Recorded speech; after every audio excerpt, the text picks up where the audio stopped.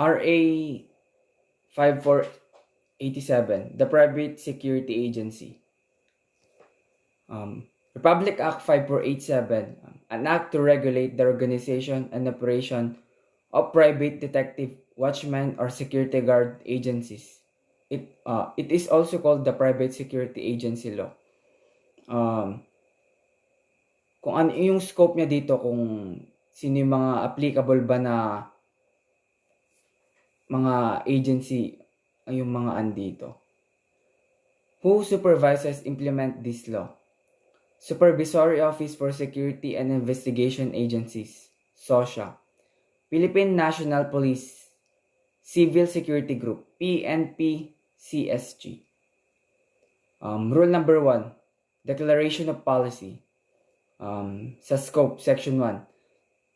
Dito is yung mga nasasakupan at sino yung mga applicable na kukuha dito. Tapos, section 2, license necessary. For example, dito kailangan yung mga business. Ganun. Kukuha sila ng mga lisensya. Section 3, training required. Kinakailangan dito is yung mga training. For example, dun sa mga guard, mga police training. Next. Section 4, prohibitions. No license certificate shall be granted to any applicants for license to operate or license to exercise security profession with the following disqualification. Ito daw yung mga provisions. A. Having previous record of any conviction of any crime. Letter B. Having previous record of any conviction of any offense involving moral turpitude. Letter C. Having dishonorably discharged or separated from employment or service. D. Being a mental incompetent. And E. Being a user or addicted to the use of prohibited drugs or narcotics. Letter G. Dummy of foreigner. Klaro naman dito yung mga disqualifications na nasulat. Rule number 5. License to exercise private security profession. Section 2. Basic requirements of private security personnel. Dapat daw Filipino citizen, hindi 18 years old and above, not less than 18 years of age. Letter C. Must have taken private security course, seminar, and or must have adequate training or experiences in security business or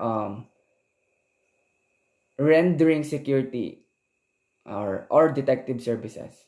Of good morals, characters, and must not have been convicted of any crime or violation of these rules and regulations, carrying a penalty of prohibition to be licensed. Dapat daw hindi siya nasasangkot sa mga crimes or violations. Tapos lastly, E, must be physically and mentally fit. Section 3. No person shall be licensed as security guard unless he possesses the following classifications. Dapat daw, kung mag-a-apply ng security guard, dapat meron sa kanya tong mga qualifications na to. Dapat Filipino citizen, high school graduate, physically and mentally fit, not less than 80 years old of age, and more than 50 years of age. Dapat daw hindi siya 18 below and 50 below. Pero yung mga security guard na 50 years na sila, pero hindi sila bago, okay lang yun. Has undergone a pre-licensing training course or its equivalent. Section 4. Qualification for security officers. No person shall be licensed as security officers unless he has the following classifications. Dapat daw Filipino citizen, meron siyang degree holder siya, physically and mentally fit, has graduated from a security officer's training course or is its equivalent. Section 7. Exemption from basic pre-licensing training. Dito yung mga veterans, yung mga retired military, police personnel, or those honorably discharged military or police personnel possessing all the qualifications from pre-licensing, training, seminar, and academic scholastic attainment which is required for the initial issuance of license to um, exercise private security profession but shall not, however, be exempted from taking refreshers training courses or its equivalent. Yung mga dati daw na military, retired military, mga police personnel, hindi na sila magte-take ng mga parang license, pero kailangan nilang kumuha ulit ng refreshers training course. Next. Section 13. Renewal of license. Kailangan daw mag-renew ng license. The deadline of filing of applicants for renewal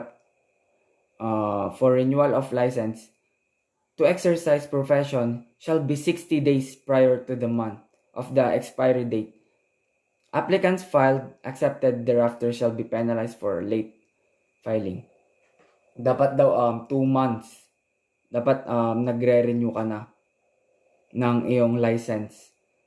Tapos pag na-late ka naman, syempre matik yun, may mape-penalize ka. Section 15, possession of license. All licensed private security personnel, while in the exercise of their profession, shall have in his body possession his or her valid license to exercise private security profession together with the corresponding proof of payment license fee. Dapat daw to lagi niyang dala-dala pag sa mga duty, ganun. Rule number 7, use of firearms. Use of firearms. Dapat dito, dun sa isang firearm is dalawang security guard na yung pwedeng gumamit dun sa firearm na yun. Section 2, restriction of possess high-powered firearms. Dapat dito dun sa restriction of to possess naman, hindi sila pwedeng magbigay ng parang military type na barrel like M16, M14, caliber 30, M1 Grand, and other rifles and special weapons with bores bigger than caliber 22. To include pistols and revolvers with bores bigger than caliber 38. Yun daw, bawal silang magbigay ng mga high powers parang dun sa mga militar na barrel. Section 9. Illegal possession of firearms.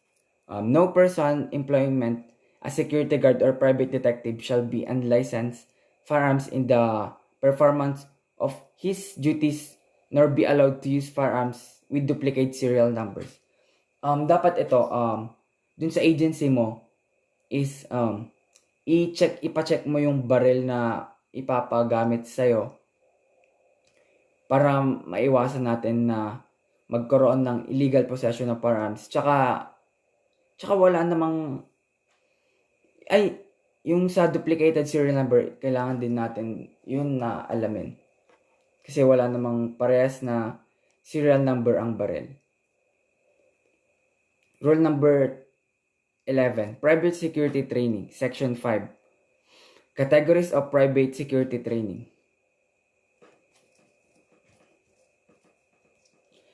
Pre-licensing training programs, refresher training programs, and specialized training program. Dito sa A naman, pre-licensing. It includes all the training or academic programs or courses whose objective is to indoctrinate the individual with the basic skills and educational backgrounds necessary in the effective exercise and performance of his or her elected would be security detective security officer. B, refresher training program. This refer to the periodic and non-periodic training programs courses designed with the objective of reinvigorating or developing basic skills and knowledge gained previously and gained in the exercise of his or her profession as a matter of experience to enhance, para daw ma-enhance yung mga skills mo. Kailangan mong parang mag-refresh pa rin ng training. Next, rule number 13, power and duties. A security guard shall watch and secure the property of the personnel, firm, or establishment. Dito naman sa power and duties, to secure property, parang sa mga babantayan mo yung parang said na kung saan ka na-assign. Tsaka dapat hindi ka mag-extend beyond the property sa mga nasabing kung saan ka na-assign. Pero if hot pursuit yung place na,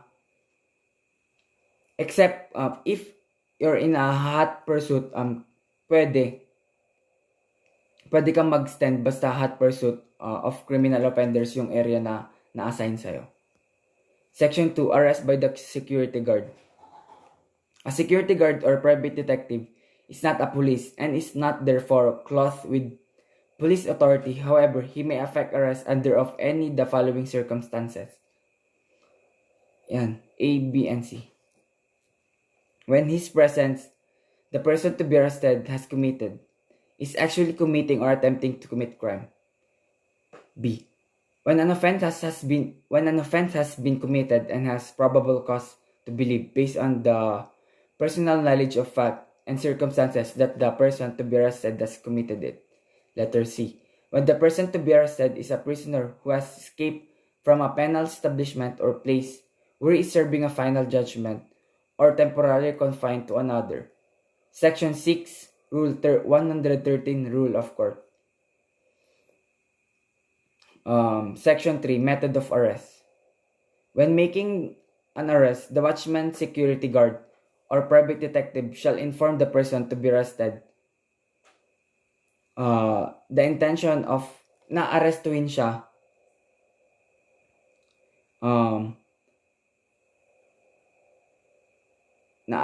kailangan mong ipaalam sa kanya na aarestuhin mo siya.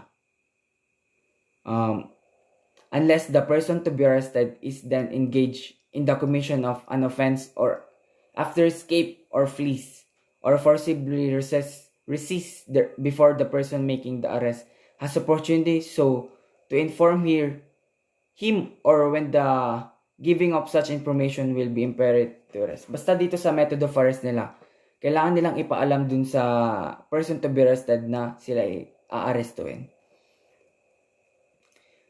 Section 4, Duty of Security Guard Making Arrest.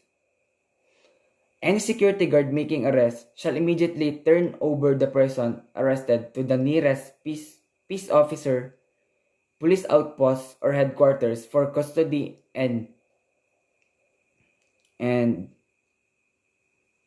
or appropriate action, or he may without necessary delay within the time prescribed in the Article 125 of the Revised Penal Code as amended, take the person arrested to the proper court of law for judge for such action as they deem proper to take.